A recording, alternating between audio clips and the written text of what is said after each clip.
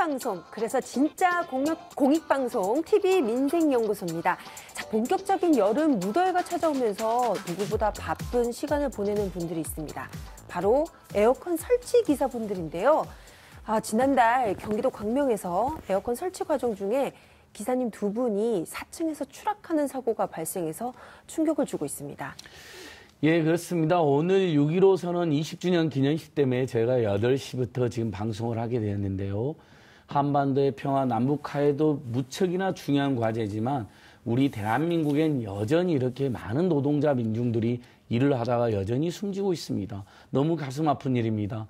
지금 6월달 많이들 더우셔가지고 벌써 에어컨 수요가 늘어나고 있는데 그 노동자들이 그걸 설치하다가 이렇게 춥고 다친다니. 아니, 우리가 행복하자고 다른 사람이 춥고 다치는 이런 현실.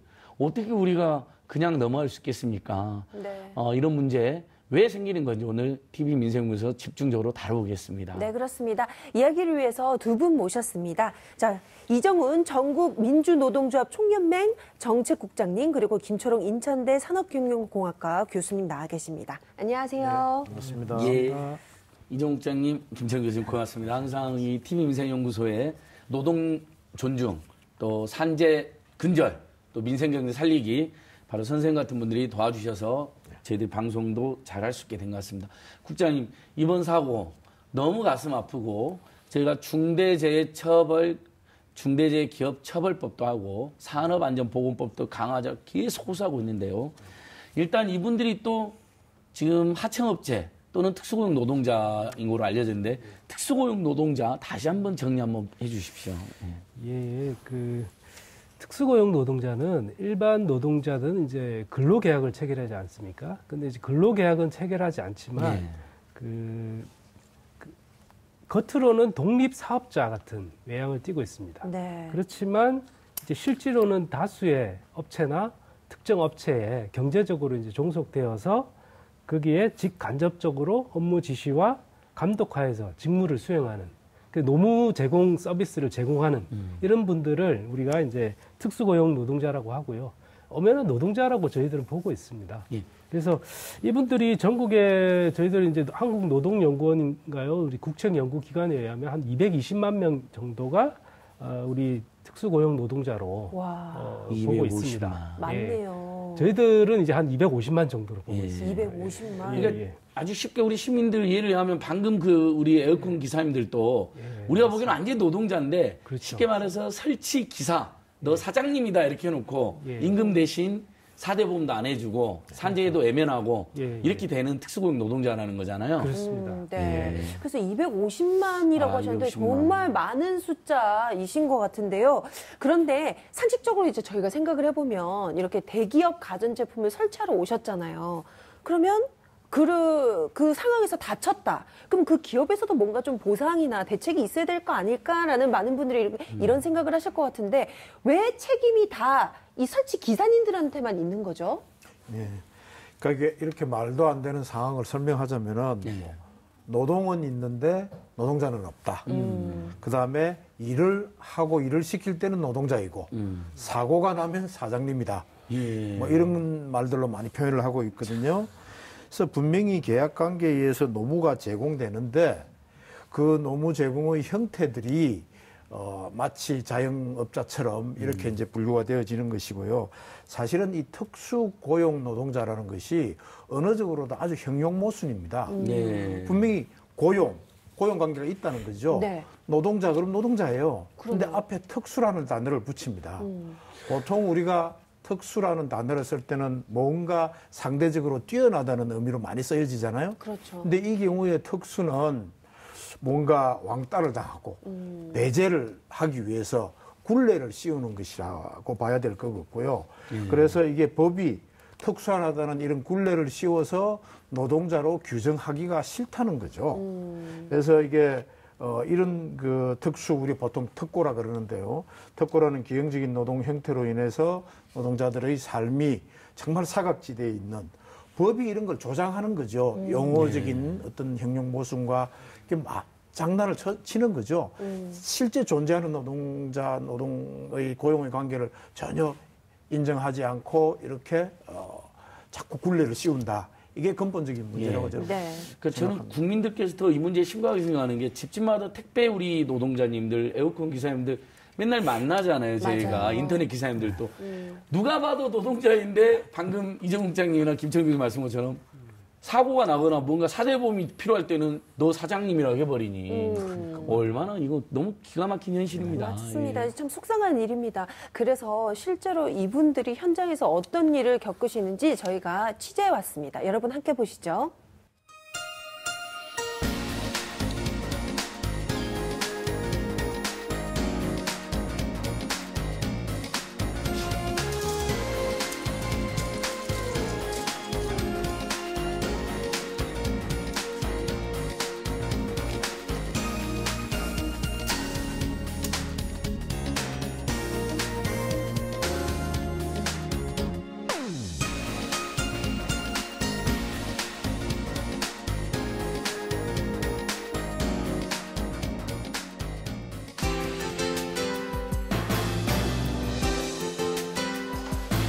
안녕하세요. 에어컨 설치입니다. 잠시 실례해도 될까요? 네.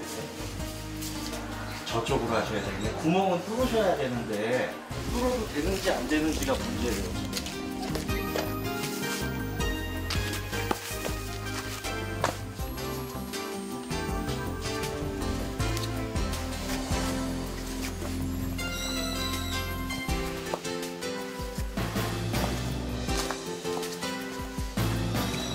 옆집은 벽을 못 뚫은 상황이에요.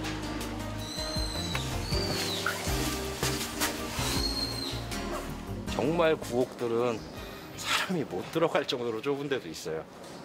그런 데서 작업해야 될 때도 있으니까 한 번 벽이 무너진 적이 있어요. 2m 정도 되는 담장에서 이제 떨어진 적이 있는데 사다리에서도 떨어져 보고 벽에서도 떨어져 보고 했는데 익숙한 게 제일 무서워서 항상 긴장을 해요.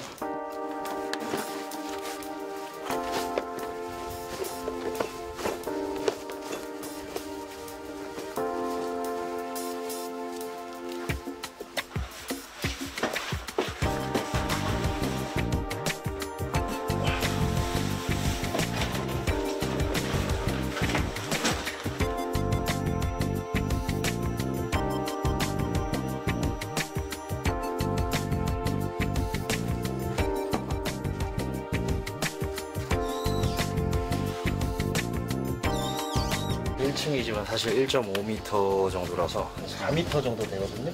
큰 사다리를 써야 될 것 같아요.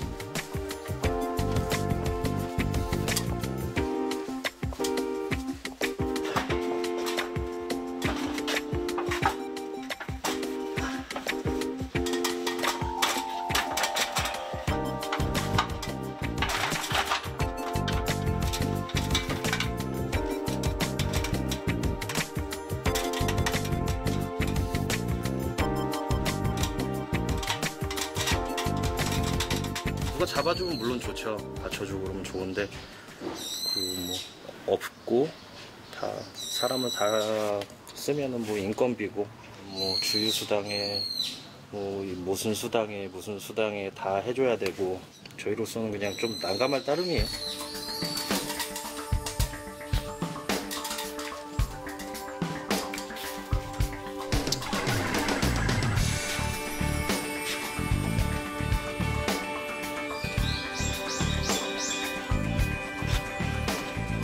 무겁고 그렇게 힘든 것보다 좁아서 힘든 게 더 힘들어요.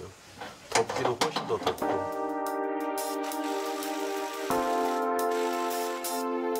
어쩔 수 없잖아요. 정말 어쩔 수가 없거든요. 나는 이 오더를 처리해야 될 의무가 있고, 그리고 이거를 또 업으로 삼아 살고 있고.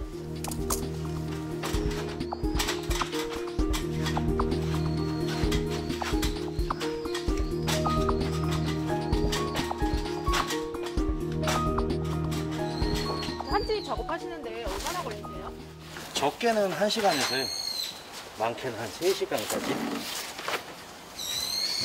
집집마다 다 틀리긴 해요. 밀리게 되거나 그런 경우도 있겠네요. 많죠. 그래서 원성을 많이 듣죠. 이제 저도 빨리 하고 빨리 가드리고 싶은데 이게 뭐 빨리 해서 될 게 아니니까 고객님들한테 좀 혼날 때도 있고 그래요. 판매처가 따로 있고요.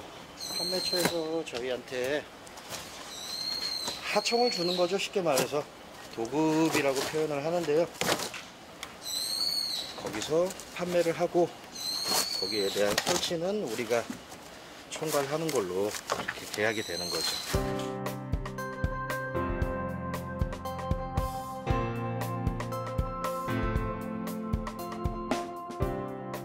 하루에 몇 집 정도 작업하시는 거예요? 오늘은 총 5군데를 방문해야 돼요. 3연장, 4연장 정도가 평균인데 오늘 조금 일이 많아졌어요.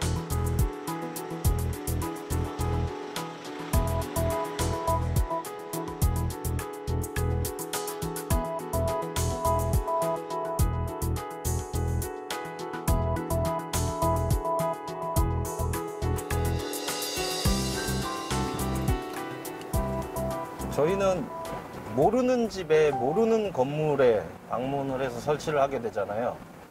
얼만큼 일이 복잡하고 힘들게 될지는 사실 감으로밖에 의존이 안 되거든요. 안전장비가 있긴 해요. 있긴 한데 많이 쓰이진 못해요. 이제 대부분 난간이 무너지거나 난간에서 떨어지거나 뭐 그런 안전사고가 이제 대표적인데, 이 어딘가에 고정을 해야 되잖아요. 하네스라고 불리는 안전장비를 가지고는 다니는데 어딘가에 고정할 때가 마땅치 않을 때가 많아요.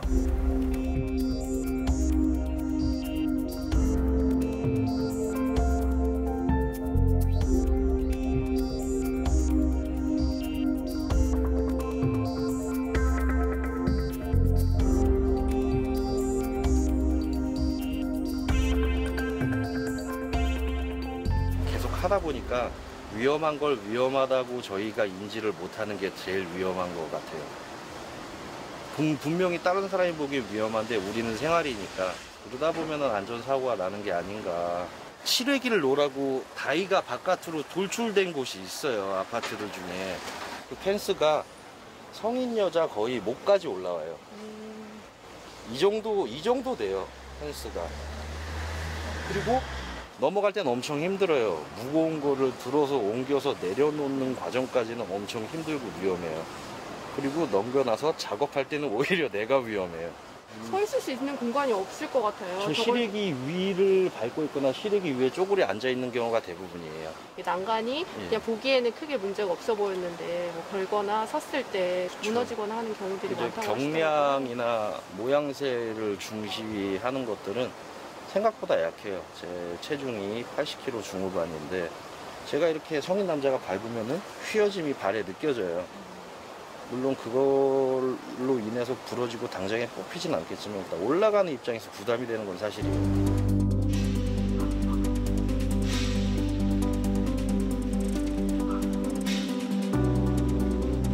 수당은 이제 고객님들께 청구를 하는데 3만 원에서 5만 원 사이 그 정도로 청구를 하시게 되는데 그거를 이해 못 하시는 분들도 계시고 5층 이상부터는 누가 봐도 떨어지면은 죽거나 혹은 죽고 싶을 만큼 아프거나 둘 중에 하나라는 게 너무 눈에 잘 보이니까 거기 그 고층에서는 사실 위험수당에 대해서 크게 뭐라고 안 하시는데 2층, 3층 이 정도에서 이제 위험수당에 대한 컴플레인이 좀 발생하는 편이에요.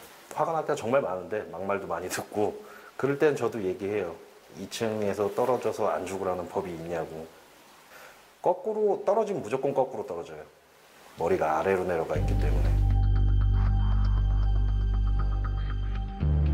제가 일하면서 다친 게 여러 번 돼요. 허리도 다친 적 있고 사다리에서도 떨어져 본 적이 있고 많이 다쳤는데 다친 건 다 그냥 개인 보험으로 처리를 하던가 그렇게 해야 되고 어디 소속의 월급을 받고 하는 기사가 아니면은 다 이런 식으로 하고 심지어는 뭐 계절이 끝나면은 계약이 끝나는 기사들도 있는 걸로 알고 있고.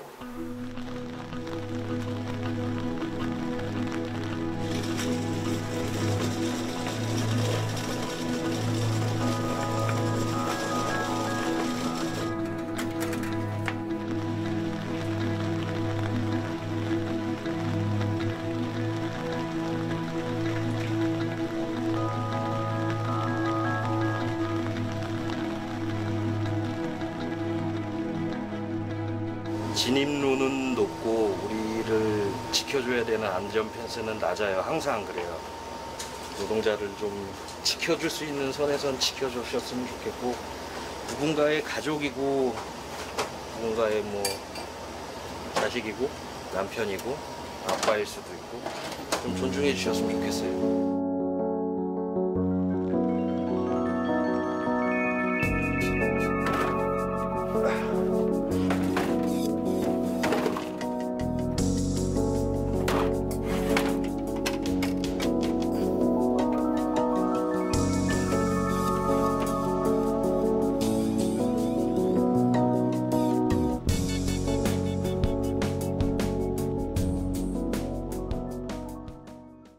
네, 정말 아슬아슬합니다. 에어컨 설치해 보신 분들은 저 기사님들이 얼마나 강도 높은 노동을 하는지, 그래서 많은 분들이 매우 깊이 감사드리거든요. 근데 저분들이 분명히 옷에는 LG, 삼성 이렇게 대기업 전자 서비스 마크도 써져 있는데 그 회사 소속도 아니라니. 아, 심지어 사고 나면 저분들 스스로 책임져라고 되어 있다고 이런 조항까지 막 곳곳에 있다는데요. 김철웅 교수님, 어떻게 이탁 계약서? 그러니까 노동자가 아니니까 업무를 위탁한 계약서로 되어 있겠죠? 어떻게 분석이 좀 됐나요? 이렇게 말은 위탁이라고 되어 있는데 실제로는 엄연한 노무 공급을 하는 계약서죠. 그렇죠. 그래서 근데 이 내용을 보면은 일반 그 고용 계약서와 달리 이 재량권이 있다는 겁니다. 네. 근데 재량권이란 거를 조금만 뒤집어서 생각을 하면은 일이 불안정하다는 거예요. 예.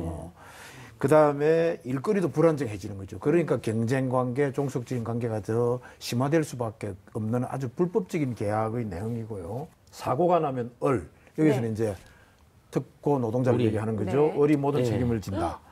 그 다음에 두 번째 을은 의료비, 사고 처리비와 같은 모든 민형사상의 책임을 진다. 그 다음에 재산상 피해가 났었을 때 일하다가 뭐가 깨지거나 이렇게 되면은 갑에 대해서 손해배상도 해야 되는 책임을 진다. 이게 뭡니까? 이게 노예 계약서예요. 네. 완전히 사업주에게 갑에게만 면책 특권을 주는 아주 노예 계약의 다름 아니다는 것이고요.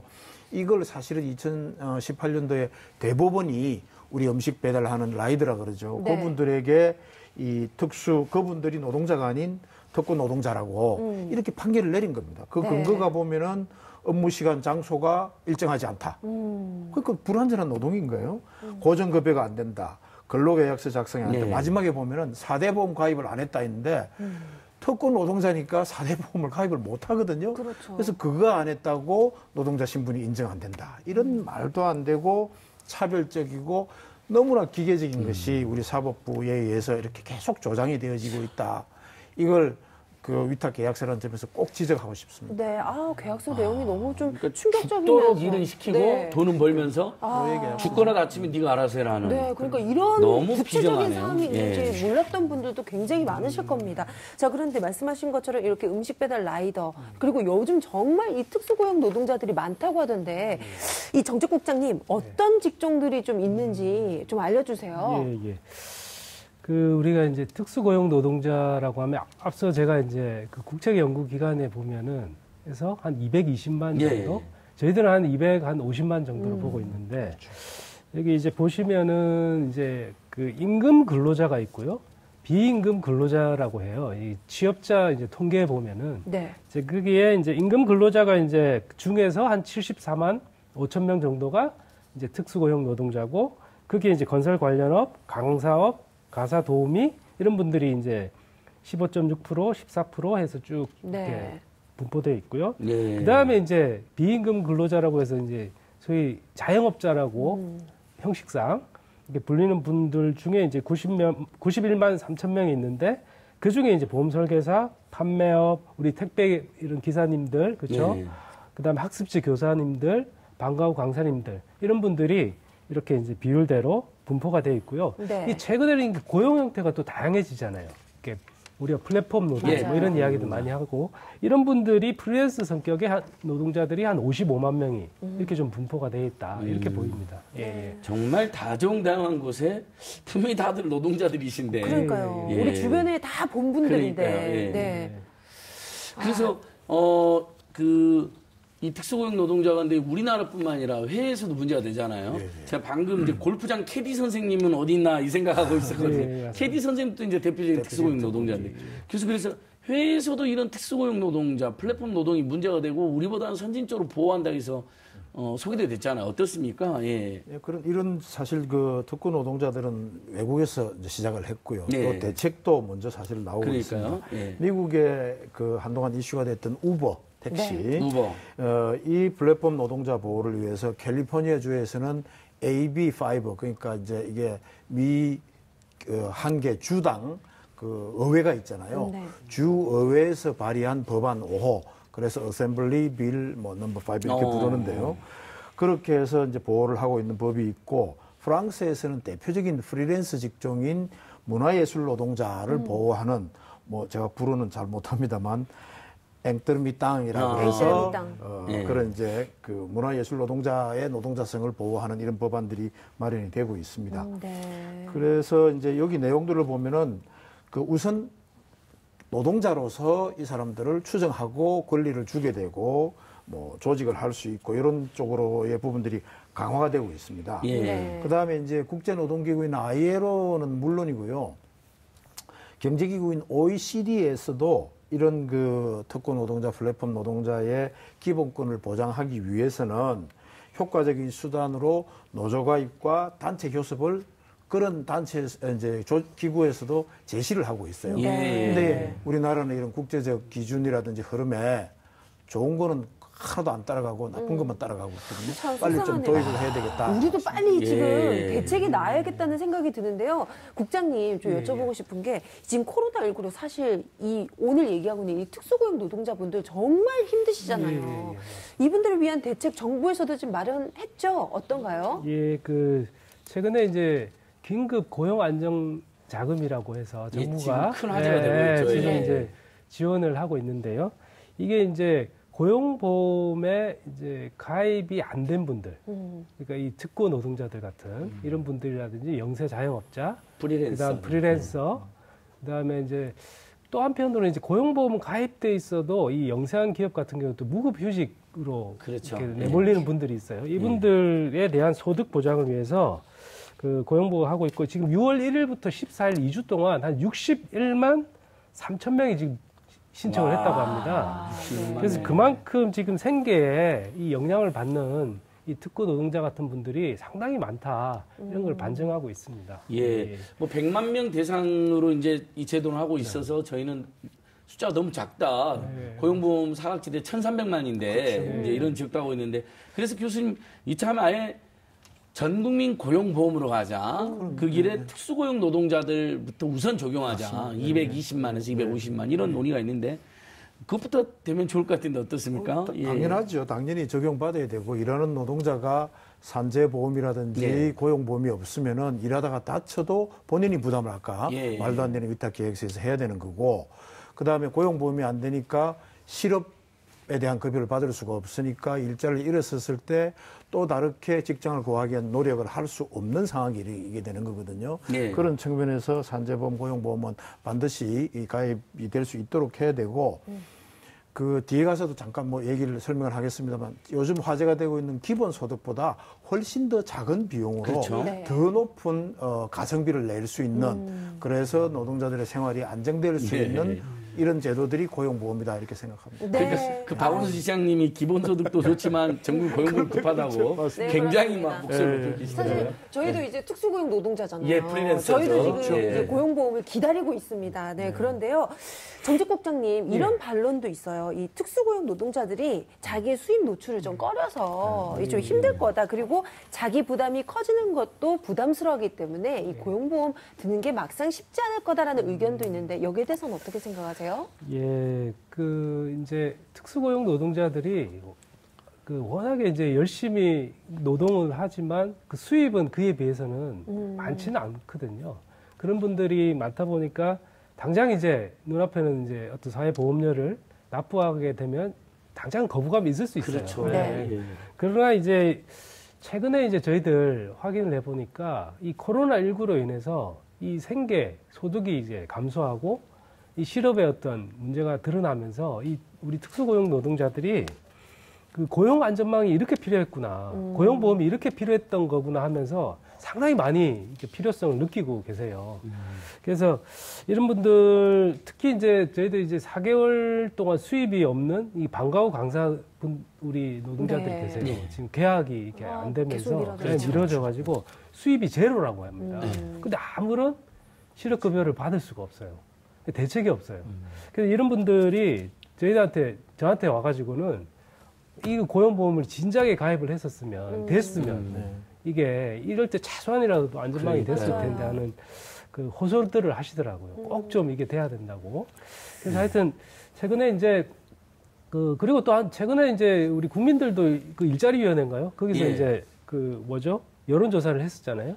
그 여론조사를 했었는데 거기서도 대부분 이제 우리 국민들이 이 모든 취업자한테 고용보험 필요하다. 이게 한 70%가 넘으셨더라고요. 네. 그리고 우리 자영업 우리 하시는 분들도 원래 좀 거부감이 있을 수 있다고 했잖아요. 네. 근데 이 자영업 우리 분들도 이 68.6%가 66.8%가 네. 그 찬성을 하셨더라고요. 네. 그래서 요즘 이제 이 시대 이제 분위기를 반영하지 않나 이런 생각을 좀 하고 있습니다. 그러니까 그야말로 전 국민 고용보험이 큰 이제 화두가 되어 있고 네. 당연히 가야죠. 취업했다가 일자리 잃으면 그래도 몇 달 동안은 보호를 받아야죠. 맞아요. 교수님, 그래서 다 좋은데 뭐 이제 기본소득은 더 말할 것도 없고 전국민 고용보험도 고용보험 그 지출이 너무 늘어나서 고용보험 예산에 무리가 있다 이런 지적이 있는데 이건 이 지적에 대해서는 우리가 어떻게 설명을 할 수 있을까요? 예.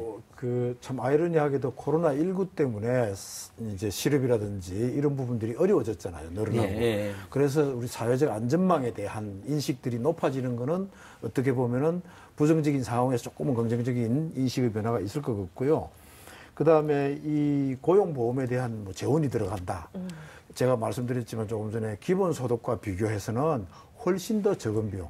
그러니까 기본소득은 세금이라면은 1인당 10만 원만 월에 지급을 한다 그래도 1년이면은 전 국민에서 그렇죠. 5, 60조 이상이 들어가야 그렇죠. 되거든요. 120만 원에 그럼요. 5천만 원, 예, 60조가 들어가죠. 근데 이 고용보험은 수혜자가 노동자와 기업이 같이 부담을 하는 거예요. 그러니까 그 재원은 상대적으로 비교가 안 되고요, 기본소득에 비해서. 그 다음에 제가 말씀드린 것처럼 그 새로운 고용을 창출하기 위한 일종의 밑거름이 되는 거죠. 이 고용 안전 자금을 통해서. 그러니까 사회적으로 볼 때도 그냥 쓰는 게 아니라 훨씬 더 생산적인 하나의 제도다. 이런 부분에서 빨리 이 인식들이 확대가 되어서 뭐 대통령도 강조했으니까. 대통령, 그렇죠. 네. 그런 부분들이 빨리 교수님, 이게 이제 우리 시청자들 위해서 특수고용 노동자들께서 0.8% 내겠다는 거잖아요. 안 내겠다는 게 아니라 받는 소득의 0.8% 우리 노동자가 같이 내겠다는 거니까. 경총에서는 자꾸 부담 커진다는데요. 이거 엄살이에요. 그러니까 자기들 안 내고 싶어서 그런 거잖아요, 보험료. 네. 자, 마지막으로 이 특수고용 노동자들을 위해서 이 처우 개선 굉장히 필요할 것 같은데 마지막으로 한 말씀씩 듣고 저희 마무리 짓도록 하겠습니다. 교수님 먼저 말씀해 주실까요? 저는 뭐 일단 그 특고 노동자들의 신분과 권리를 보장하는 법이 빨리 개선이 돼야 되고요. 그 법은 ILO의 핵심 협약을 우리나라가 비준을 안 하고 있는데 결사의 자유, 차별의 금지 이런 내용들을 빨리 비준해야 됩니다. 그래서 법 개정해야 되고요. 그 다음에 아까 말씀드린 고용보험과 같은 그런 그 제도적인 보완. 그 다음에 꼭 말씀드리고 싶은 거는 이번 에어컨 설치 기사들이 사실은 작업 환경이 엄청 위험합니다. 90%의 사망이 추락사고에서 기인한 거거든요. 이 이제 건축적인 측면에서의 안전망, 그 다음에 책임 소재를 어디로 갈 것인가 이런 거에 대한 명확한 규정들이 있어져야지 이분들이 안심 놓고 일을 하고 또 생계가 보장되지 않겠습니까? 네, 그렇습니다. 그 다음에 4차 산업혁명 때문에 이런 플랫폼 노동자들이 점점 더 늘어나고 있어요. 여기에 대한 대책들도 우리 함께 고민해야 되겠다 이렇게 말씀드리고 싶습니다. 네. 이종욱 장님께서 말씀 부탁드립니다. 그 코로나19 위기 때 드러난 게 있습니다. 우리가 그 집에 이제 계속 있었잖아요. 그렇죠. 그때 자주 있으면서. 음식을 갖다 주고 배달을 해주고 했던 분들이 다 누구냐면 배달, 라이더, 그 다음에 택배 기사님들 네, 이런 분들이에요. 이런 분들이 근데 우리가 몰랐는데 상당히 필수적인 노동을 했던 분입니다. 근데 이분들이 다 특수고용 노동자 아니면 이 고용보험이나 산재보험에 사각지대에 있는 분들이었어요. 인터넷 설치랑 시청도 마찬가지입니다. 어때요? 맞아요. 네, 전부 다 이제 집에서 그렇죠. 그거 보면 이분들도 다 특수고용 노동자들이에요. 그래서 저는 이런 분들에게 우리가 고용의 안전망을 위해서 고용보험을 가입을 하고 그다음에 죽거나 다쳤을 경우에 보상을 할 수 있도록 산재보험을 해줘야 됩니다. 네, 이런 사회 안전망이 필요하고요. 그다음에 우리 이런 분들이 또 스스로 어떤 권리를 찾을 수 있도록 어떤 노조법이랄까요? 노동기본권 이런 거를 좀 빨리 좀 해주셨으면 좋겠다. 네. 우리 사회가 좀 공감대를 형성했으면 좋겠다는 말씀 꼭 좀 드리고 싶습니다. 그러니까 이미 공감대는 되지 않았을까요? 고용보험, 산재보험, 노조할 권리 이 세 개라도 빨리. 그래서 저희들 그래서 포스트 코로나의 핵심이 저는 양극화 불평등 해소라고 보고요. 그 길이 지금 이 우리 특수고용 노동자의 권리 보장이다 이렇게 생각을 합니다. 네, 그렇습니다. 고맙습니다. 네. 오늘 두 분 말씀 고맙습니다. 네, 감사합니다. 감사합니다. 네. 자, 이렇게 노동자들의 우리 인식을 좀 확대하고 그리고 이분들의 인권도 저희가 좀 챙겨야 되겠다는 생각이 들었습니다. 자, 다음 주제로 넘어가 볼게요. 여러분은 지금 TV 민생연구소를 보고 계십니다.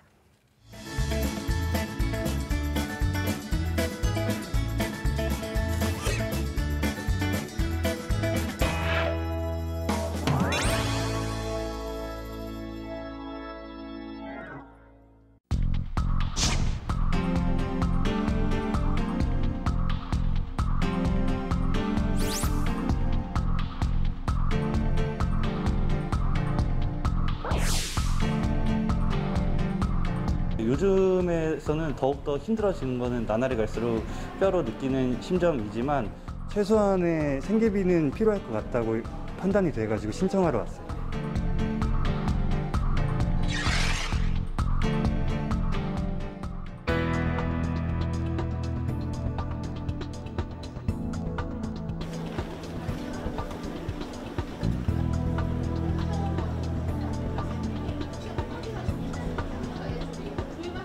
전에는 이제 중소기업들 지원하는 일을 한 1년 넘게 일을 했고요. 지금 일단 잠깐 쉬려고, 그래서 실업급여 신청을 하게 되었습니다. 다른 자리를 구하려고 하는데 그 이전까지는 뭐 급여나 그런 게 들어오는 게 없으니까 일단 그런 부분에 대해서 좀 도움을 받으려고 이곳으로 찾아오게 되었습니다.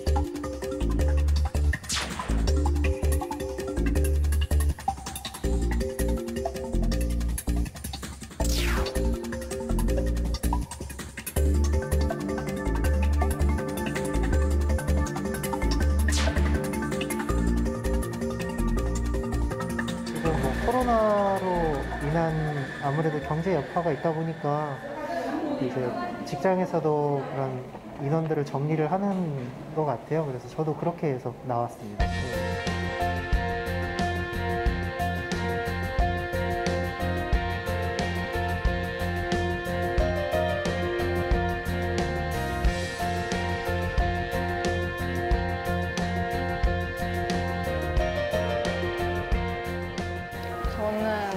무역회사에서 사무직, 그냥 일반 사무직 맡고 있었어요. 2년 딱 태우고 계약 종료돼서 퇴사했습니다.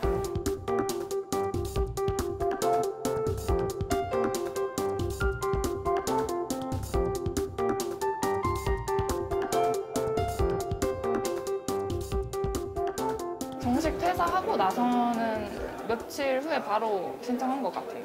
근데 힘든 것도 많긴 한데 받으면서 부족한 부분 그냥 공부하고 자격증 준비해서 한 6개월 뒤쯤에는 괜찮아지지 않을까 하면서 그냥 지금 준비할만 하고 있는 것 같아요.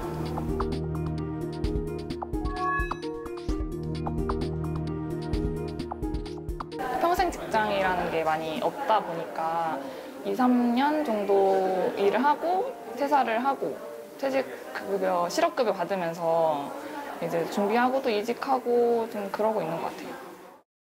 고용 절벽 앞에 가장 큰 타격을 받은 연령층은 청년층입니다. 외환 위기 때처럼 청년들의 일자리가 크게 타격을 받을 것으로 보이자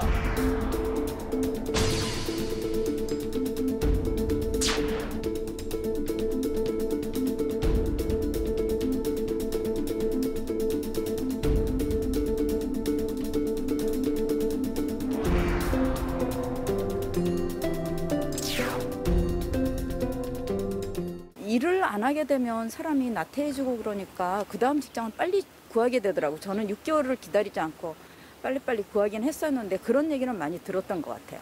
돈을 그냥 이게 실업급여 받는 게 중요한 게 아니고 일들을 해야 되는 거고 일터를 만들어줘야 되는 게 맞는 건데.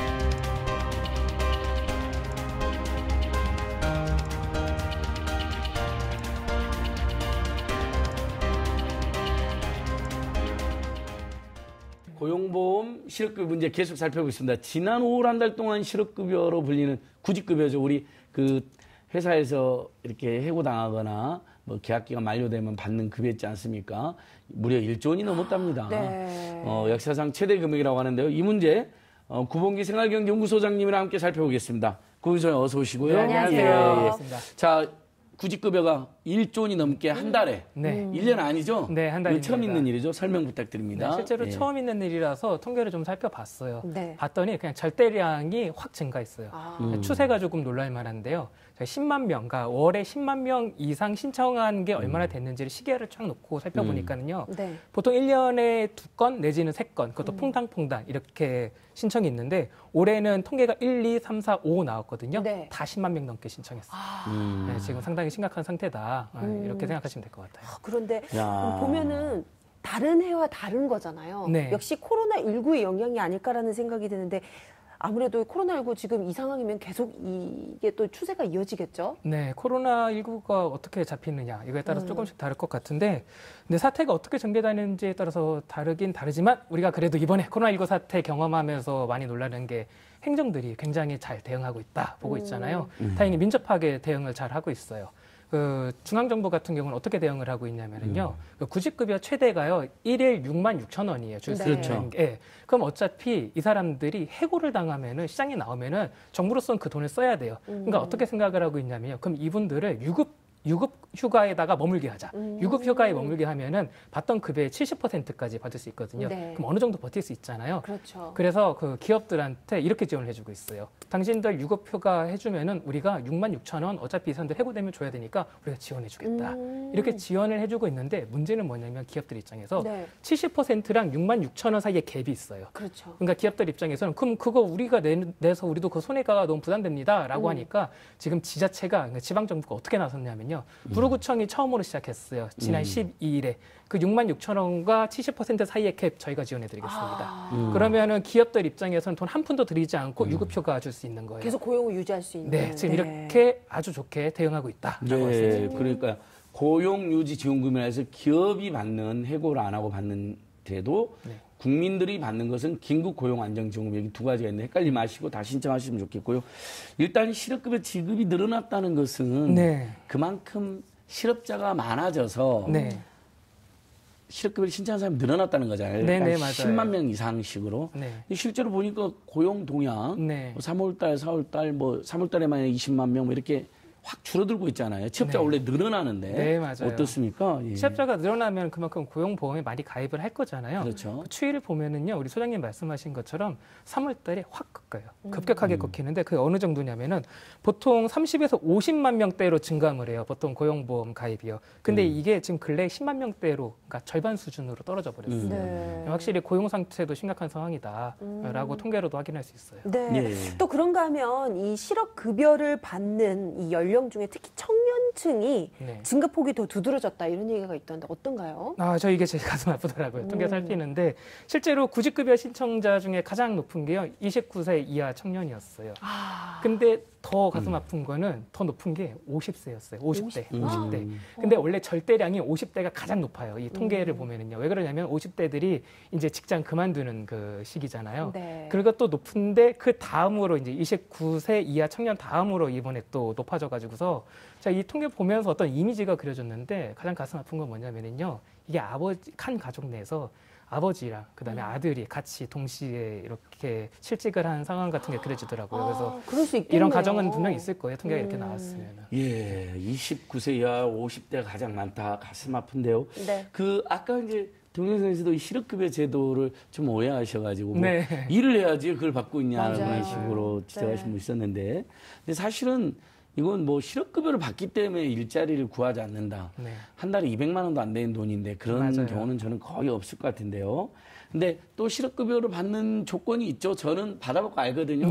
열심히 구직 활동을 해야 되고 그걸 증명해만 주거든요. 네, 맞습니다. 서류를 계속 내고. 네. 하물며 어디 카페에 취업하려고 넣었으면 카페 명함, 사진 찍어서 내라 해서 막 낸 적이 있거든요. 네. 어떻습니까? 그런 취지는 잘 지켜주고 있습니까? 전체적으로? 네. 구직급여에 대한 오해가 상당한데요. 굉장히 많은 돈이 아주 오랜 시간, 그러니까 취업할 때까지 계속 나온다고 하시는 분들이 많은데 몇 달밖에 안 주잖아요. 네, 최대 그러니까 내가 그 고용보험에 10년 이상 가입을 했어도 그러니까 직장에서 10년 넘게 일을 했어도요. 구직급여로 받을 수 있는 건 최대 8개월 정도밖에 안 돼요. 그러니까요. 그러면은 네. 돈을 굉장히 많이 받느냐? 그것도 아니에요. 최대로 받아도 200만 원이 안 됩니다. 그러니까 아까 6만 6천 원이 일일 최대분이니까 30으로 고벼봐야 180만 원밖에 안 되잖아요. 네, 맞습니다. 네. 그것도 그 안에도 설계가 되어 있는 게요. 일찍 취업을 하면은요. 미리 받았어야 될 것의 절반을 또 땡겨주는 또 인센티브가 설계되어 있어서요. 그러니까 취업을 촉진하기 위해서 네, 맞습니다. 재취업 수당, 네. 조기 재취업 수당 저도 받은 적이 있습니다. 그리고 한편으로 꼭 말씀드리고 싶은 게 이게 가슴이 아픈 부분이 있어요. 구직급여를 계속 받으면서 머무는 분들은요, 기본적으로 고소득 직종에 계신 분들이 아닌 거예요. 제가 말씀드렸잖아요. 최대로 받아도 200만 원이 안 된다고. 근데 그걸로도 생활이 오케이 할 정도로 정말 그 수준이 높지 않으신 거죠. 그 급여 수준이. 그 고소득 직종에 종사하시는 분 같은 경우는 이거 안 받고 바로 재취업을 하시거든요. 네. 최대로 받을 수 있는 게 200만 원이 안 되니까. 그리고 한편으로 아까 말씀드린 것처럼 아무리 많이 받아도 8개월이기 때문에 저는 이분들 머물면서 재충전하고 취업도 준비하는 것마저도 그것마저도 고용보험이 갖고 있는 성격이기 때문에 그런 것도 존중되어야 된다고 봐요. 네, 무상이 그렇습니다. 아니잖아요. 제가 0.8% 다 냈잖아요. 예, 저희가 낸 돈을 받는 겁니다. 자, 코로나19가 지금 이렇게 계속 또 추세가 늘어나고 있고 또 실업급여 지급액이 1조 원이 넘었다고 하니까 좀 걱정이 이만저만이 아닌데요. 이에 대한 해법 어떻게 저희가 준비할 수 있을까요? 저는 코로나19 사태가 굉장히 심각한 사태이기는 하지만 우리나라에게 굉장히 뭐라고 해야 될까요? 사회적 미래 담론 같은 것들을 굉장히 앞으로 당겼어요. 그렇죠. 아까 일부에서도 보니까 기본소득 얘기하던데 네, 전국민 고용보험이랑 기본소득이랑 저희가 언제 전국민 고용보험을 이렇게 얘기를 하고 맞아요. 기본소득을 토론을 하겠어요. 맞아요. 국민들께서 엄청난 지금 공부를 하고 계세요. 네, 그러니까요. 호응도 높고. 네, 저는 이 추세가 계속 쭉 유지돼가지고서 그냥 담론 수준에만 머물지 않고 실사구시 해가지고서 제도로서 안착했으면 좋겠어요. 예, 그래서 지금 구슬 마지막으로 지금 이제 2차 재난지원금이 시급하다는 이야기도 나오는데 그 간략하게 어떻습니까? 그 주라 계속 주라 또 주라죠 뭐. 저 2차 아니 영원히 계속 줄 수는 없으니까. 네, 저는 우선 추석 전에 반드시 한 번 더 나와야 된다고 봐요. 코로나19 이게 지속된다면, 마무리된다면 안 줘도 되지만. 네, 맞습니다. 예, 네, 그렇습니다. 역시 부소장님 역시 우리 민초들에 대한 애정이 대단하십니다. 네, 그렇습니다. 예. 오늘 좋은 말씀 고맙습니다. 예, 감사합니다. 우리 소장님 감사합니다. 네. TV민생연구소 오늘 준비한 내용은 여기까지입니다. 저희는 내일 오후 7시 20분에 다시 찾아뵙겠습니다. 여기는 TV민생연구소입니다. 유튜브로도 많이 봐주세요.